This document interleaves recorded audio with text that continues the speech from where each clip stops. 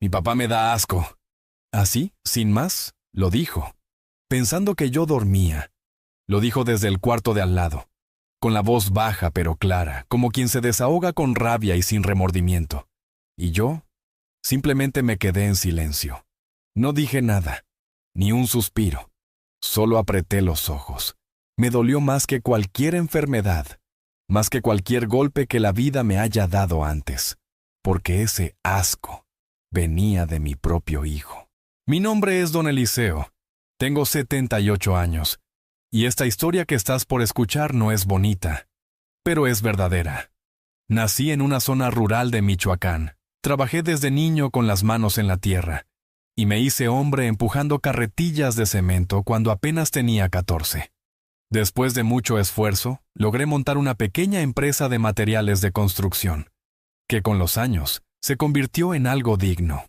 Nada lujoso, pero me permitió criar a mis 2 hijos, pagarles escuela particular, darles casa, comida, e inclusive los llevé de vacaciones a lugares que yo jamás soñé visitar cuando era niño. Fui padre y madre, porque su mamá se fue temprano y me dejó con un niño de 5 y una niña de 3. Nunca me quejé, nunca, porque ellos eran mi motor, mi fe. Yo cocinaba, lavaba, los llevaba al doctor, al colegio, a las clases de fútbol, a los bailables de la escuela.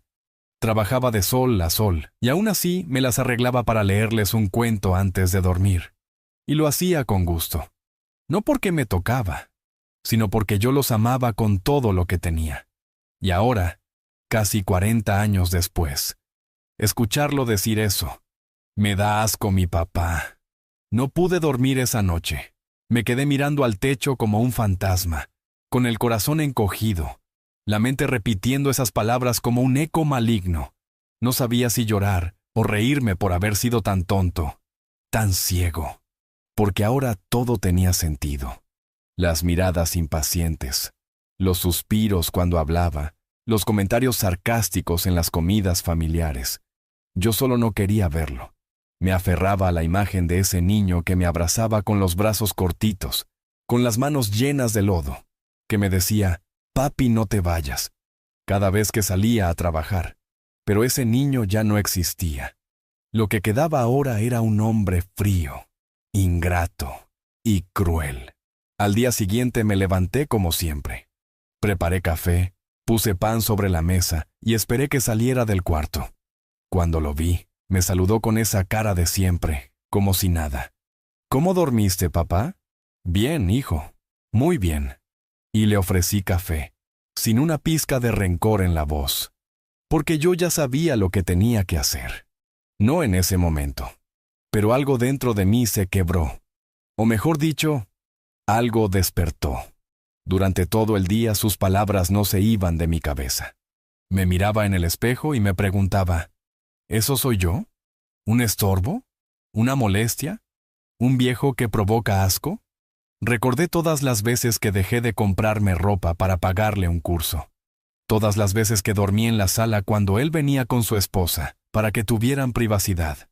Recordé el día que firmé el traspaso de un coche a su nombre, sin pedirle nada a cambio. Y la vez que lo saqué de una deuda con el SAT vendiendo parte de mis terrenos. Todo eso estaba en mi corazón como huellas profundas. Y aún así, ahora le doy asco. No dije nada, ni esa tarde, ni esa noche. Fui a dormir otra vez en silencio, pero esta vez no me sentía derrotado. Me sentía en calma, como quien finalmente acepta una verdad. Y cuando uno acepta, uno actúa, pero sin escándalo, sin gritos, sin portazos, porque cuando un padre se da cuenta de que su hijo ya no lo quiere, no se ruega amor, se recoge la dignidad. Se baja la cabeza, se guarda el orgullo en el bolsillo y se va. Todavía no te voy a decir lo que hice, pero te aseguro una cosa. No me quedé ahí. No me quedé esperando que él cambiara. No fui a buscar consuelo. No fui a pedir explicaciones. Solo observé y anoté en el alma. Al tercer día, mientras él trabajaba desde el comedor con su laptop, yo pasaba cerca y escuchaba cómo hablaba por teléfono con alguien más. Mi papá está aquí todavía. Sí, el mismo de siempre. Viejo, lento. No sé, ya no quiero vivir con él. Es como tener un mueble viejo en la casa, pero que respira. Y soltó una risa baja, de burla. Me fui al jardín. Me senté solo. Miré la casa, esa casa grande, hermosa, que construí con tanto esfuerzo. Esa casa estaba en mi nombre, toda, avaliada en más de $1,500,000. Sí, toda mía. Y entonces me invadió un silencio profundo. No de tristeza, no, era un silencio de certeza.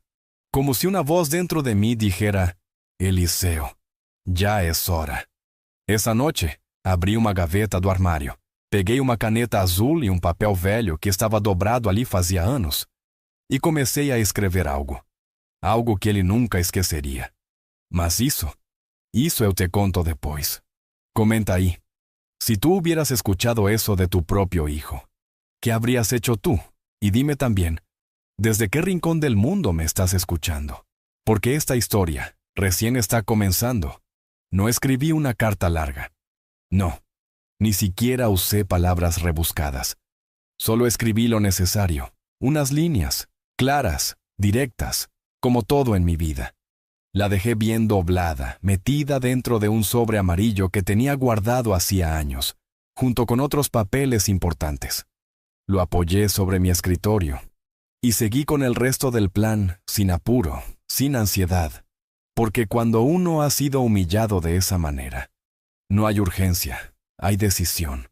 Antes de eso, pasé por cada rincón de la casa, no para llorar, no para recordar, sino para mirar con otros ojos, con los ojos de quien ya no pertenece.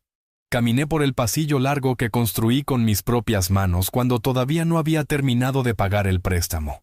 Toqué la puerta del cuarto de mi hija, el que pinté de rosa cuando cumplió 15, y me detuve frente al portarretrato de mi difunta esposa, en el comedor. Le hablé en voz baja.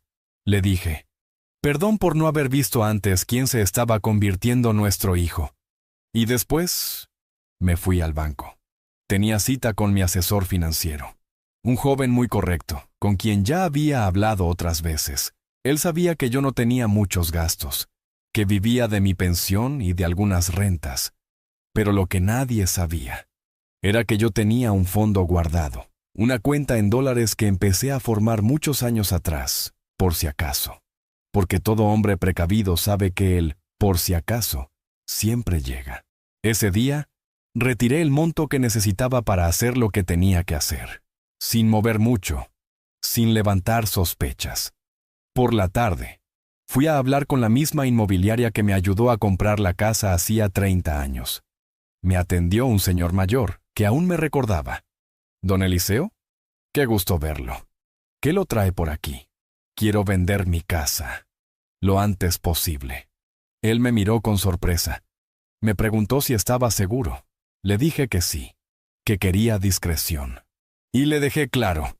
La propiedad estaba en mi nombre, sin deudas, sin hipotecas, sin complicaciones legales. Todo limpio. ¿Algún motivo especial? Me preguntó. Uno solo. Quiero desaparecer. No hizo más preguntas. Solo asintió con la cabeza. Mientras los trámites comenzaban a moverse, yo seguía mi vida como si nada. Santiago pensaba que yo seguía igual. Cocinaba, regaba las plantas, le contestaba con amabilidad.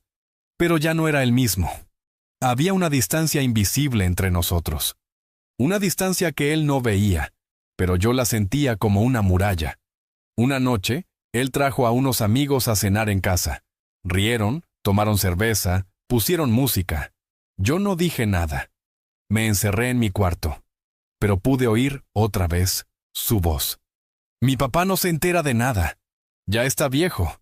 Está en su mundo. Y otro le respondió. Pero vive como rey, ¿eh?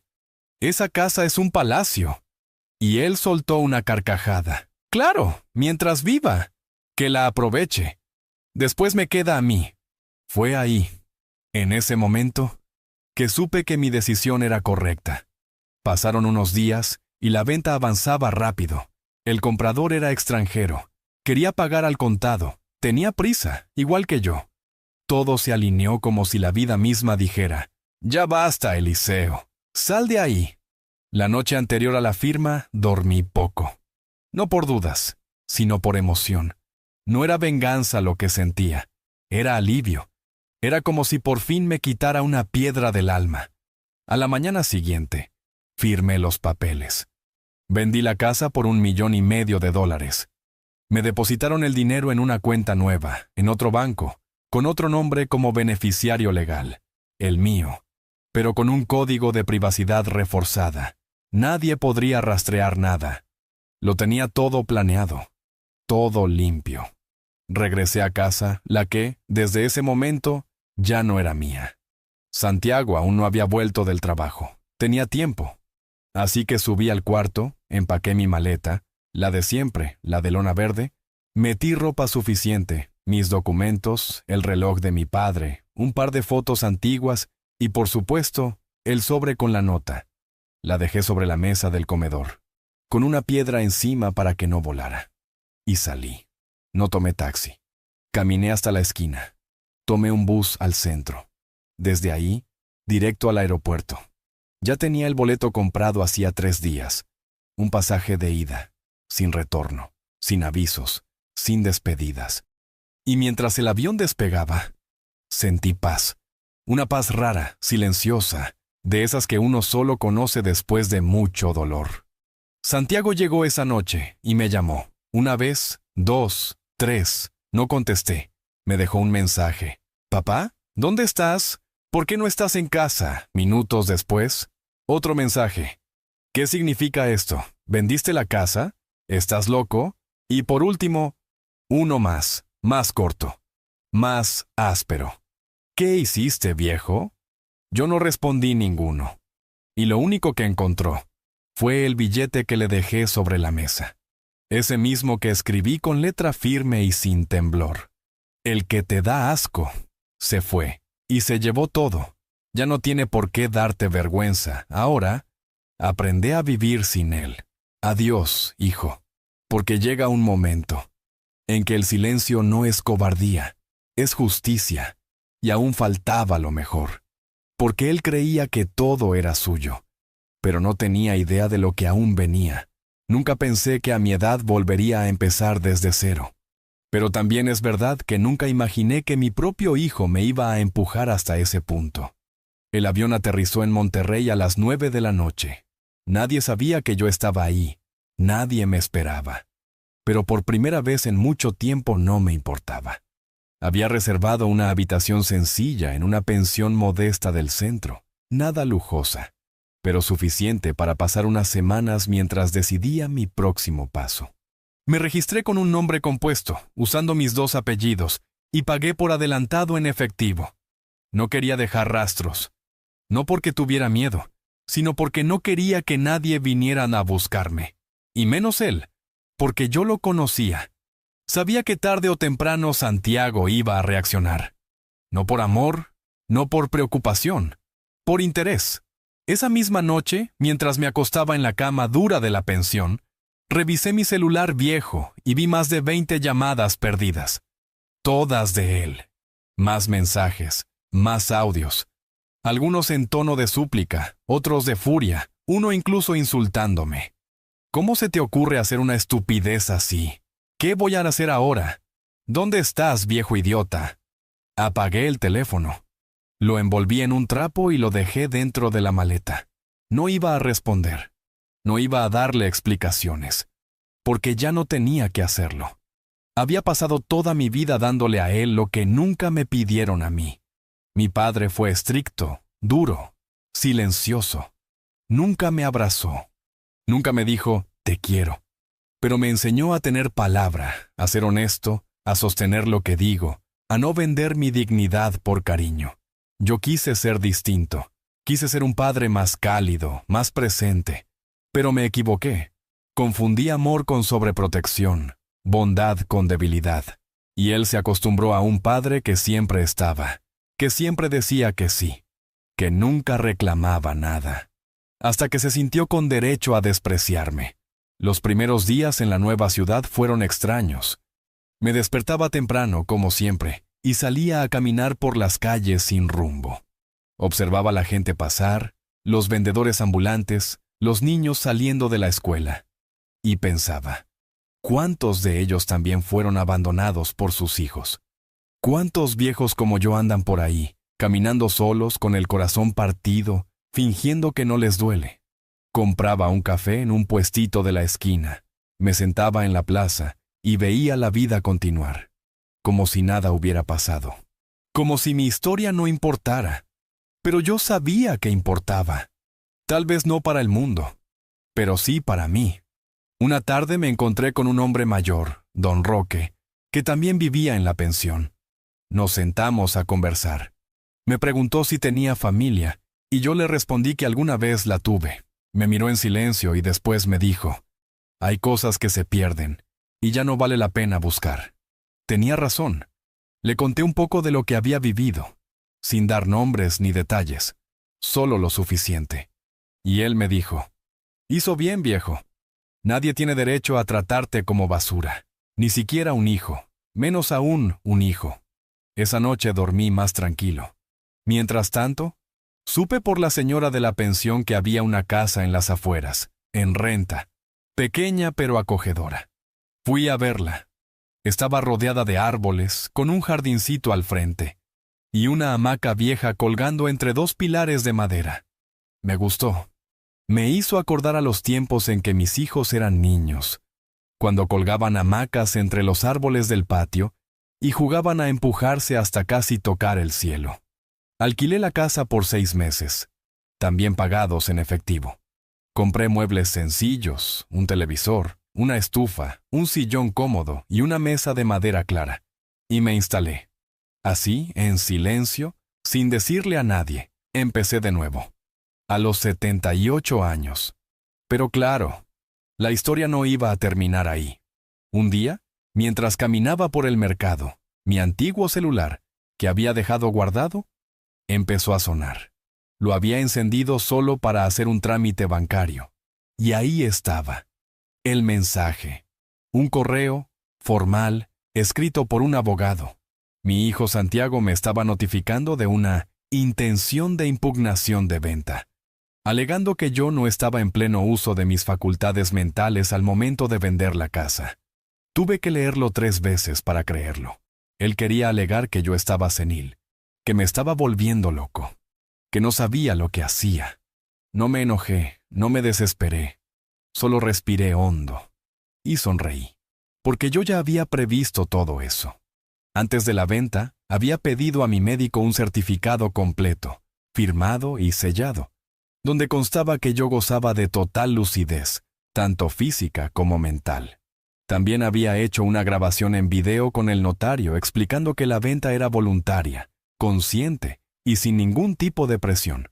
Y por si fuera poco, había redactado un documento adicional dejando constancia de que lo hacía por decisión personal, por razones familiares íntimas que no deseaba compartir públicamente. Todo archivado, todo legalizado. Así que llamé al abogado del correo. Me presenté como don Eliseo y le dije con calma, dígale a Santiago que se olvide. No va a sacar un solo peso de esa casa. Y si sigue insistiendo, voy a presentar pruebas que lo van a dejar en ridículo delante del juez. No hubo respuesta por varios días, hasta que llegó un nuevo mensaje. Esta vez era un audio de Santiago. Su voz sonaba diferente, cansada, desesperada. Papá, yo no sabía que tú habías hecho todo eso. No pensé que de verdad te ibas a ir así. Yo solo estaba enojado, ¿ok? No quise decir eso. Lo del asco fue una tontería. Perdón, vuelve. Por favor, vuelve. No me dejes solo. No respondí. Apagué el celular, me serví un café. Salí al patio, me senté en la hamaca. Y por primera vez en muchos años, sentí que no me debía a nadie. Porque no hay peor abandono que el que viene de un hijo que todavía vive bajo tu techo. Y aún así te trata como si fueras invisible. Y yo ya no estaba dispuesto a vivir así. No más, nunca más. No tenía pensado seguir sabiendo de él. Después de todo, ¿qué más podía decirme? Ya lo había escuchado todo. Y lo que más duele, no es cuando te gritan con rabia, sino cuando te desprecian en voz baja, creyendo que no los escuchas. Lo del asco no era solo una palabra, era una condena. Y cuando un hijo te sentencia así, no hay marcha atrás. Sin embargo, la vida tiene sus propios giros, y a veces, uno que ya se resignó a cerrar un capítulo, recibe una llamada inesperada. Esta vez no fue él, fue su hermana, mi hija Mónica. La llamada llegó un martes por la mañana. Yo acababa de volver del mercado, traía pan recién horneado y unos tomates para preparar mi sopa. Contesté sin mirar el número. ¿Papá? Su voz. La reconocí al instante y me quedé callado unos segundos. ¿Papá, estás ahí? Sí, hija. Aquí estoy. Hubo silencio del otro lado, un silencio lleno de emociones contenidas. Me costó encontrarte, dijo con la voz quebrada. Nadie sabía dónde estabas. Santiago no quiso decir nada. Solo nos contó que habías vendido la casa y desaparecido. ¿Y qué te dijo sobre por qué lo hice? Dijo que tuviste una crisis, que ya no estabas bien. Reí por lo bajo. Claro, eso suena muy conveniente. ¿Papá? Yo no sabía nada de lo que pasó, te lo juro. Pero sospeché, porque él no es el mismo desde hace tiempo. Le pedí que me hablara con calma, sin apuros. Le conté mi versión, sin adornos, sin exageraciones. Le hablé del me da asco, del plan, de la venta, del billete. Ella lloró, no de sorpresa sino de pena. Yo siempre supe que algo no andaba bien, me confesó. Santiago cambió mucho, se volvió arrogante, frío. Te usaba, papá, y yo lo veía. Pero me daba miedo hablar. Me decía que no me metiera, que tú sabías lo que hacías. Y yo lo sabía, hija. Solo que no quería verlo. Porque uno, como padre, siempre espera que el amor sea más fuerte que la ingratitud. Pero no siempre lo es. Me pidió para verme. Dijo que necesitaba abrazarme, que tenía cosas que contarme, que su hijo, mi nieto, preguntaba por mí todo el tiempo. Dudé, porque aún tenía esa desconfianza clavada, ese temor de que todo fuera parte de un juego de Santiago. Pero algo en su voz me convenció.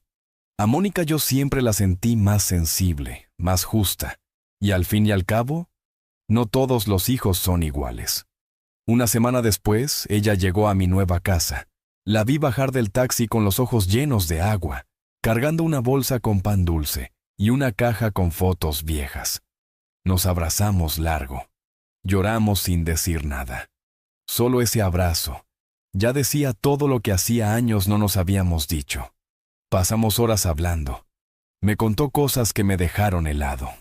Que Santiago había intentado meterse a mi antigua casa después de la venta, que armó un escándalo con el nuevo dueño, que había ido a la familia a decir que yo lo había abandonado, que estaba enfermo, que incluso intentó mover contactos para declarar la venta inválida.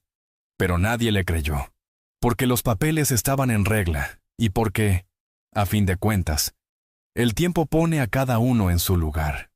Mónica me preguntó si pensaba volver. Le dije que no, que esta nueva vida, aunque más modesta, me daba algo que había perdido hacía años: paz, que no extrañaba el ruido, ni la televisión a todo volumen, ni los comentarios sarcásticos durante la cena, que prefería el canto de los pájaros por la mañana y el silencio por las noches. Me miró con una ternura que me quebró. «Papá, ¿puedo venir más seguido?»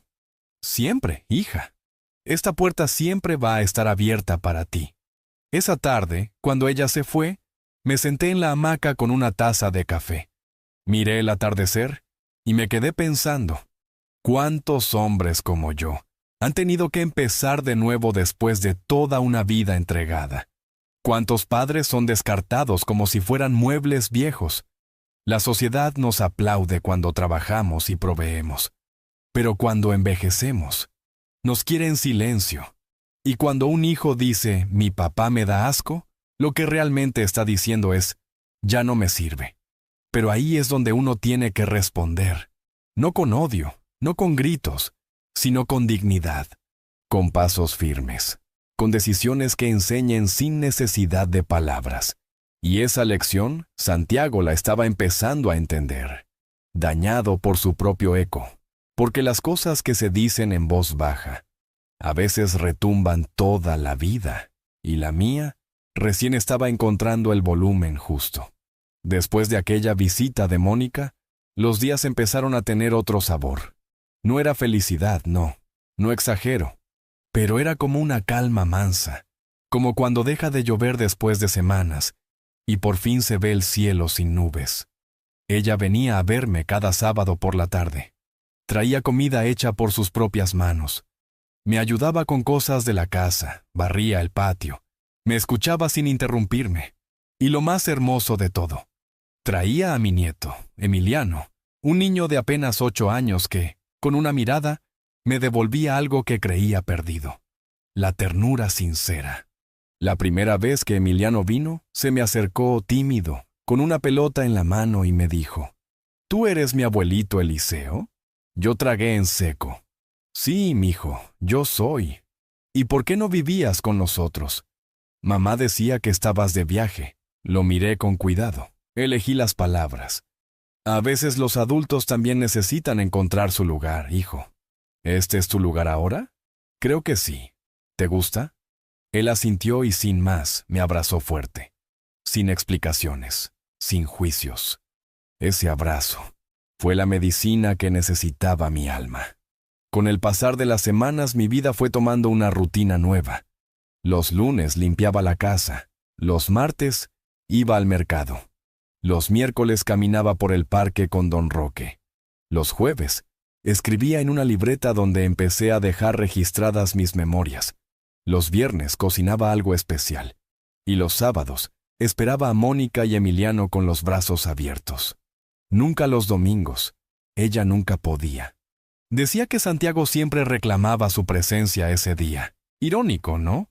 Ahora él exigía atenciones, después de haberme dado la espalda como si yo fuera un perro viejo. Pero no creas que él se quedó quieto. No, su ego no lo permitiría. Después de que la vía legal se cerró para él, porque no pudo impugnar la venta ni alegar incapacidad mía, gracias a los documentos que dejé firmados, buscó la forma de ensuciarme por otros medios. Llamó a familiares lejanos diciendo que yo lo había dejado en la calle, que me había vuelto loco, que necesitaba ayuda. Algunos me escribieron con tono preocupado, otros con juicio escondido en palabras dulces, pero no respondía a ninguno, porque a esa altura ya no debía explicaciones, ya no iba a mendigar comprensión. Un día llegó una carta, escrita a mano, sin remitente. La reconocí al instante. La letra de Santiago. Era breve, fría. Decía así: no sé qué ganaste con todo esto. Solo lograste separar a la familia. Me quitaste lo que era mío por derecho. Espero que estés satisfecho. Yo no te guardo rencor, pero el tiempo pondrá las cosas en su lugar. Adiós, papá. Leí la carta 3 veces, no por emoción, sino por incredulidad. En ningún lugar decía perdón. En ningún renglón había una pizca de autocrítica, ni una pregunta, ni una muestra de humildad. Nada. Solo orgullo herido y manipulación disfrazada de cortesía. Quemé la carta en el patio, sin rabia, solo por higiene emocional. Y justo ese día, mientras las cenizas volaban con el viento, me senté en la hamaca, con la libreta en las piernas, y escribí algo que jamás pensé que saldría de mi puño. A veces, para sanar, uno tiene que romper el espejo y dejar de buscar el reflejo que nunca existió. Yo no perdí a mi hijo.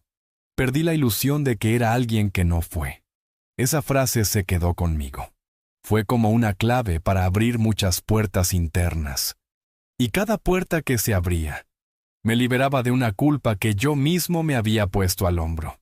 Porque sí, había días en que me preguntaba si fallé como padre, si fui muy blando, si debía haber puesto límites antes. Pero después me decía: no eres culpable de amar. No es tu culpa si quien recibió tu amor no supo qué hacer con él. Al mes siguiente, me invitaron a una pequeña reunión en el Centro Cultural del barrio. Don Roque me había anotado sin preguntarme.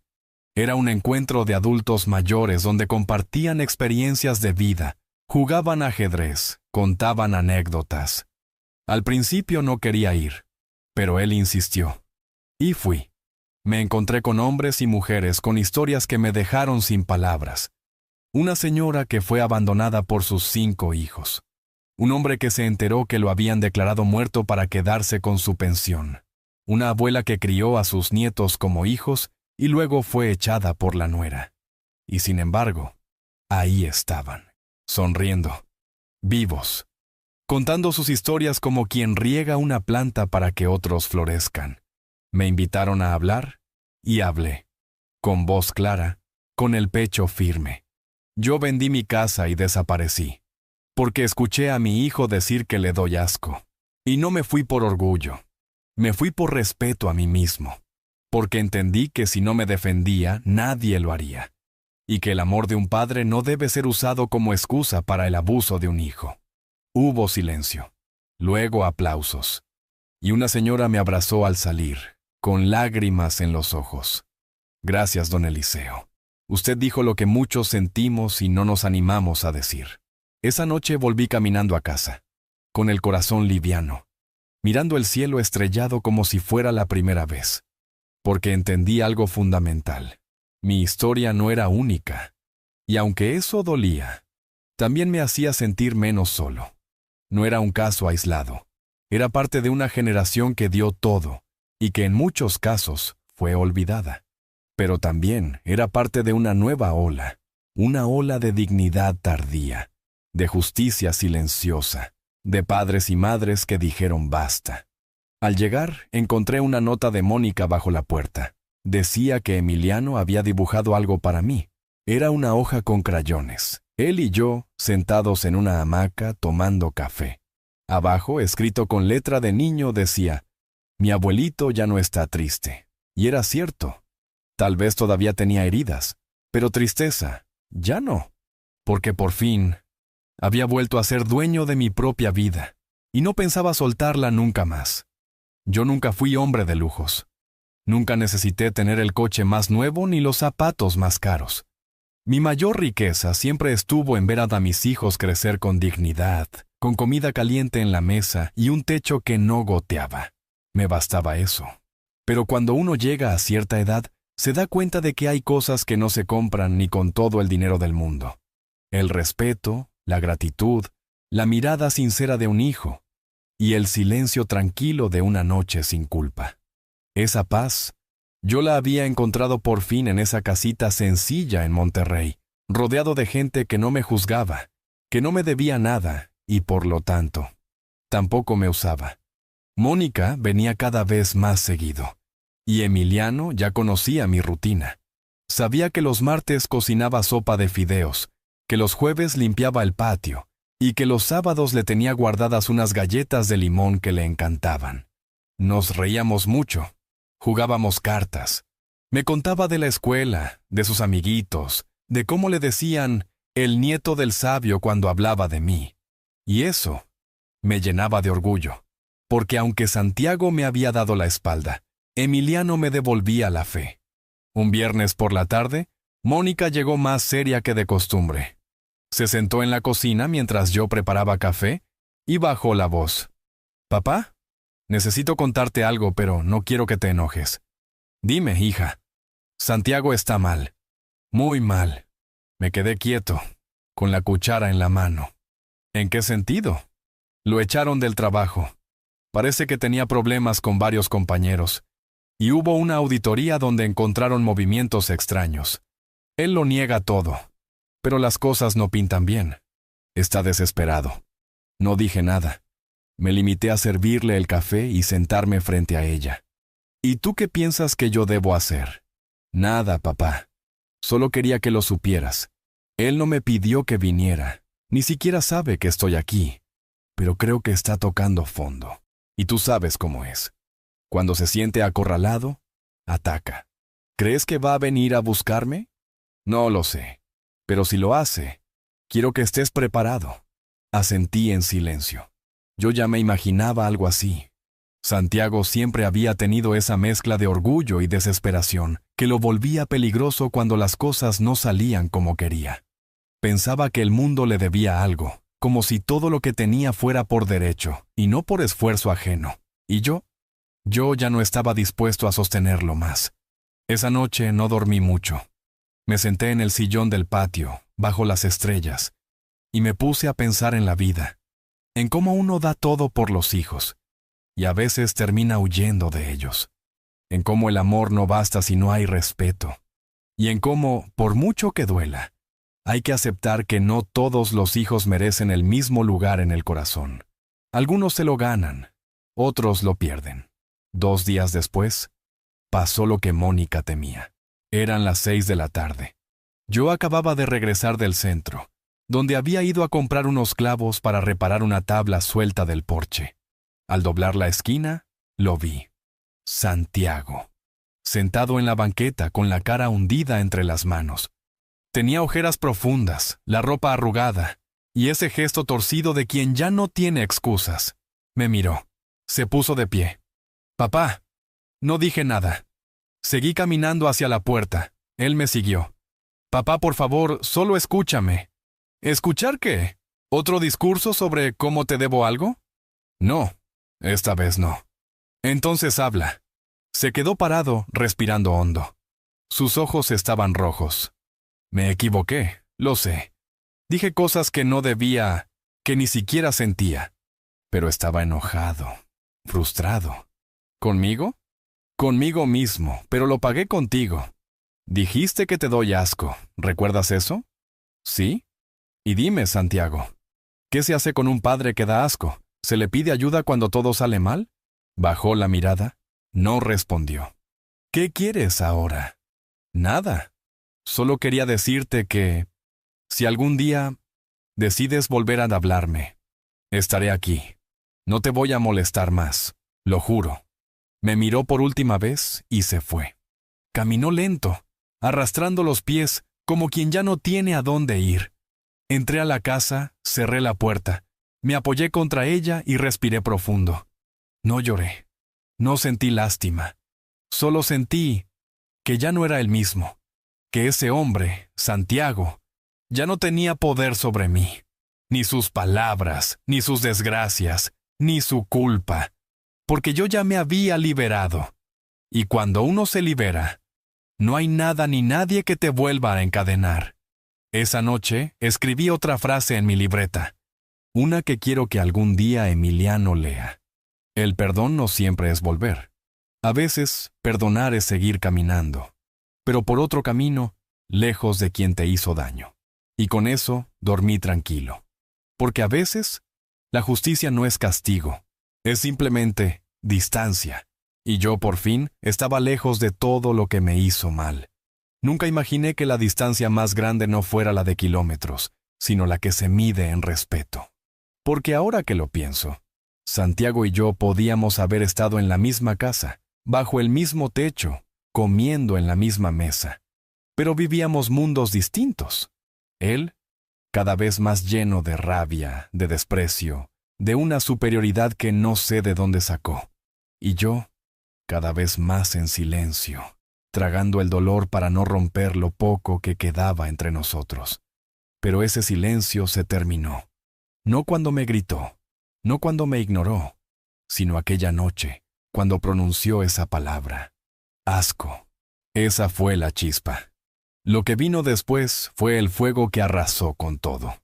Después de aquella visita fugaz donde Santiago apareció frente a mi casa, derrotado, con los ojos hinchados y sin fuerza para inventar una mentira más, supe que él había perdido algo mucho más importante que una casa.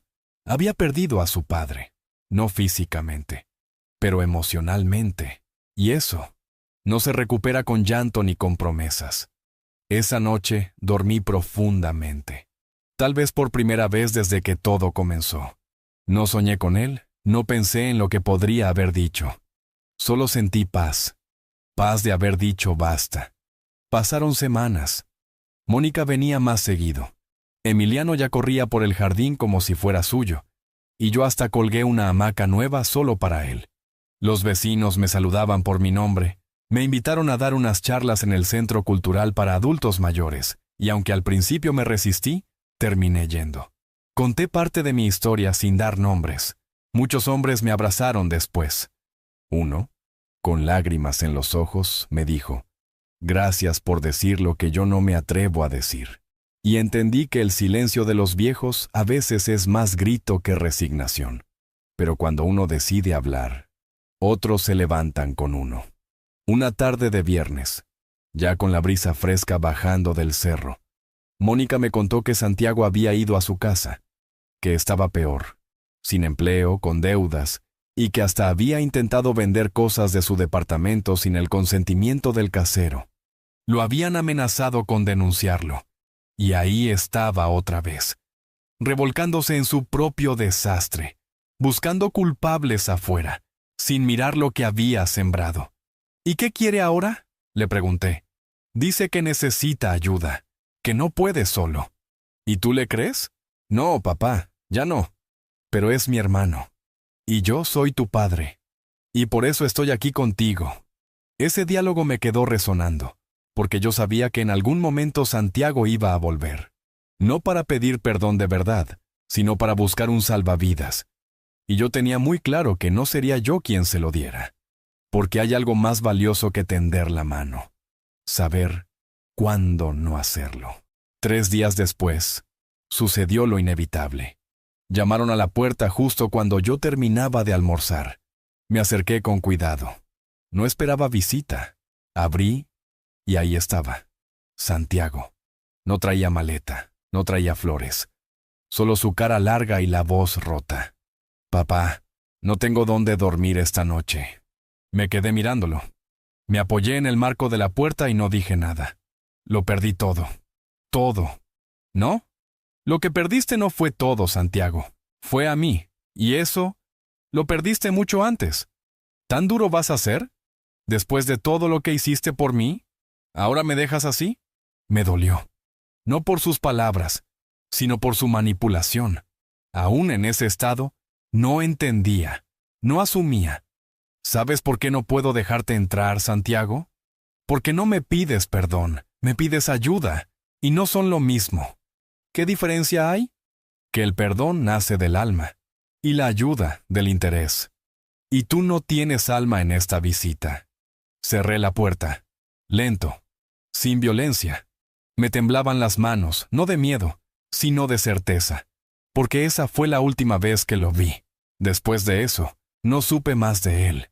Mónica me dijo que se había ido de la ciudad, que intentó conseguir trabajo en otro estado, que andaba diciendo por ahí que yo era un viejo rencoroso.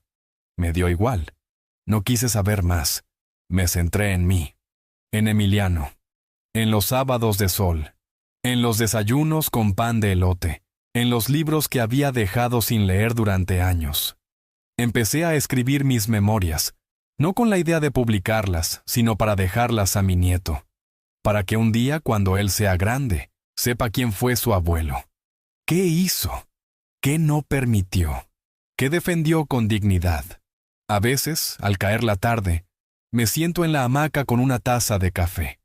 Escucho los pájaros, el viento, y pienso en la vida, en cómo todo se puede perder, menos la dignidad.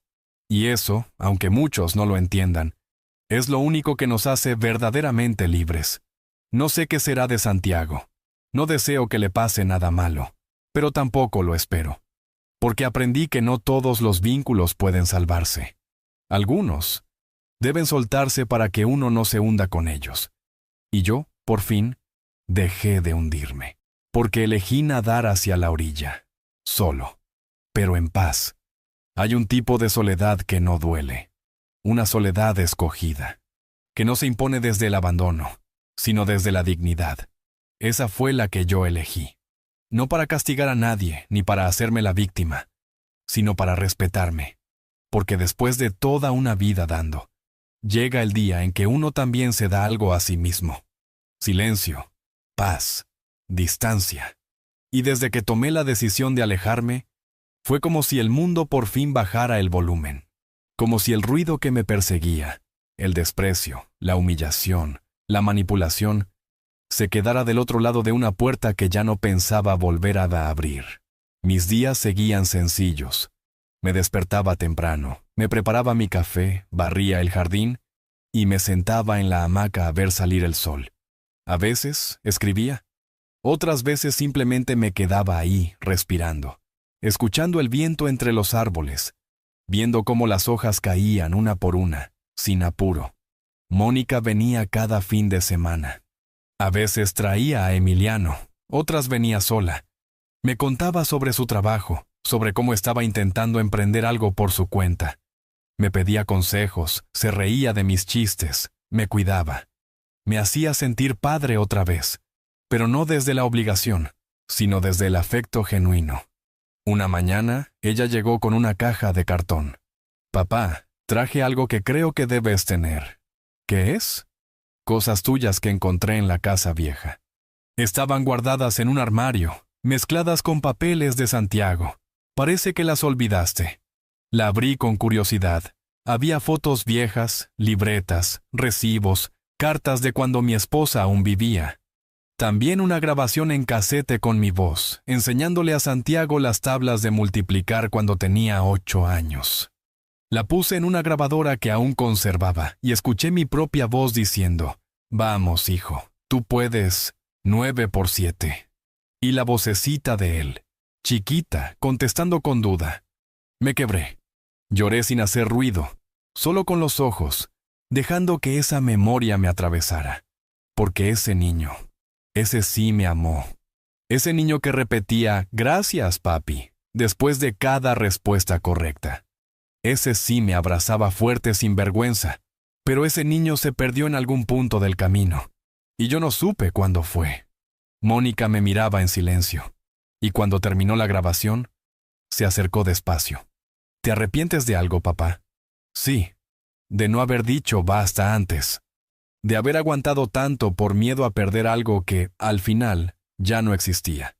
Ella se quedó pensando. Luego me dijo algo que no voy a olvidar.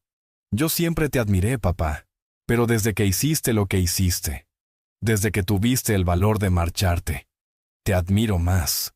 Sus palabras me abrazaron por dentro, porque entendí que no había fallado como padre, que había fallado tal vez como hombre silencioso, que había permitido más de lo debido por amor, sí, pero también por costumbre, por esa idea de que los padres deben soportar todo.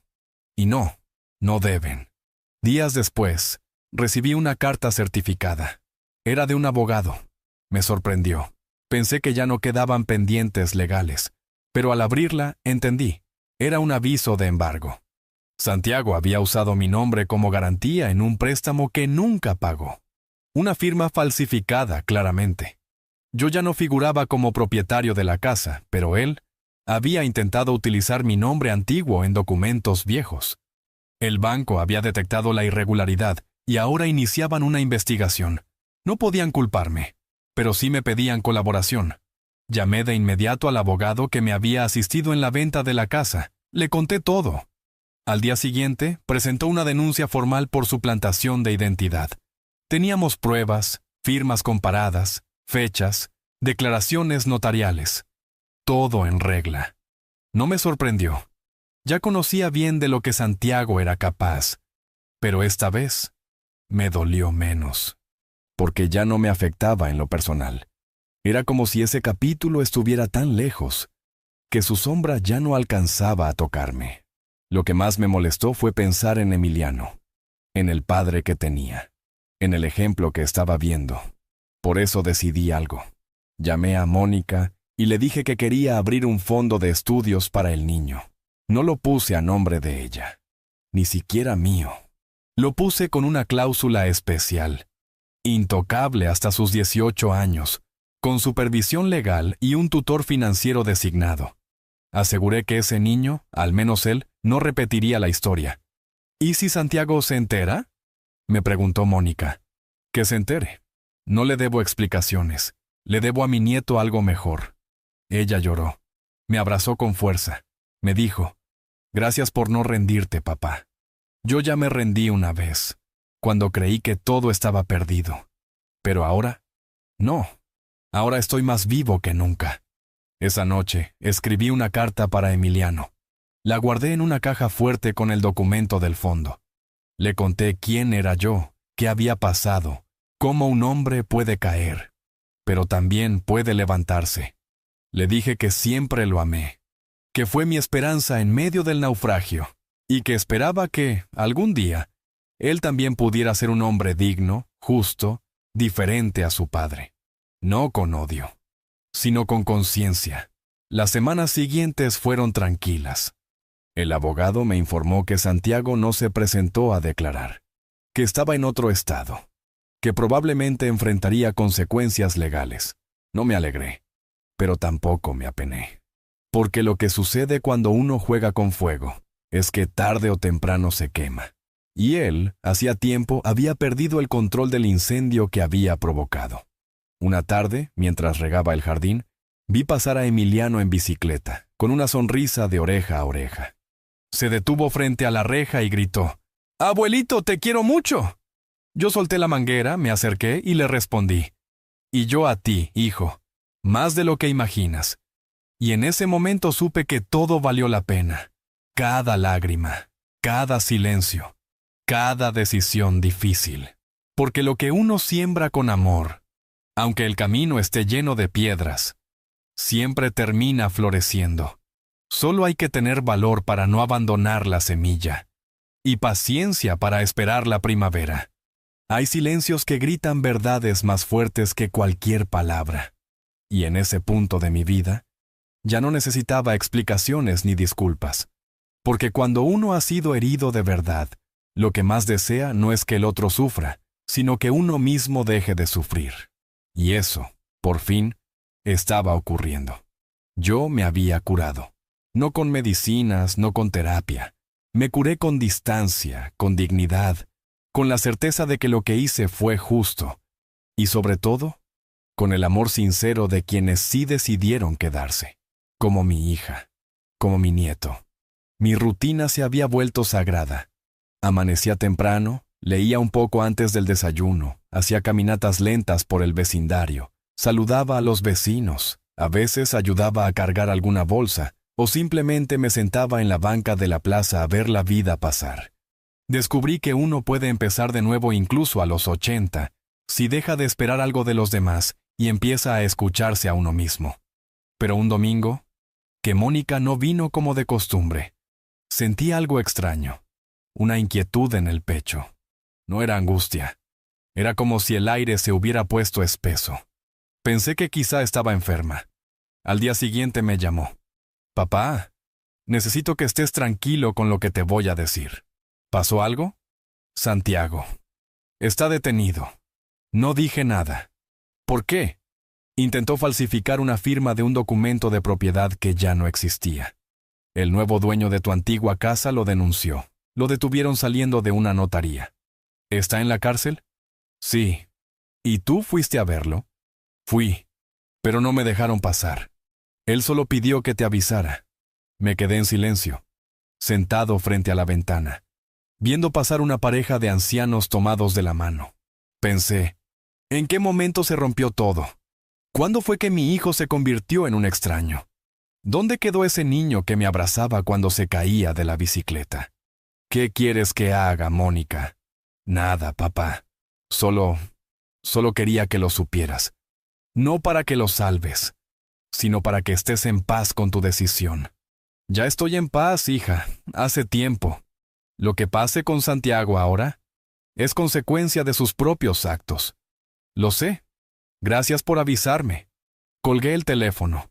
No sentí alegría, tampoco tristeza, solo una resignación tranquila, como quien ve una tormenta a lo lejos, pero ya construyó un techo firme. Esa noche, no pude dormir del todo. Me levanté, fui al escritorio y abrí la libreta donde había estado escribiendo mis memorias. La última hoja estaba en blanco. Me senté y escribí. A veces, el hijo que criaste con más cuidado es el que más te olvida. Pero el amor verdadero no está en los que te exigen, sino en los que te cuidan sin pedir nada a cambio. Y esa es la gran lección que me deja esta vida. Al día siguiente, fui al mercado como siempre. Compré pan, tomates, café. Saludé al señor del puesto de verduras, charlé con la señora de las flores. Volví caminando lento, disfrutando del sol. La vida, a pesar de todo, seguía siendo buena conmigo. Tal vez porque dejé de forzar lo que no era para mí. Tal vez porque, por fin, aprendí a elegirme a mí mismo. Mónica me visitó al día siguiente. Traía galletas de canela y un sobre. ¿Papá? Él escribió esto. No sé si quieras leerlo. Lo dejé sobre la mesa, sin abrirlo. No tengo apuro. Tómate tu tiempo. ¿Tú lo leíste? No, es para ti. Pasamos la tarde juntos. Emiliano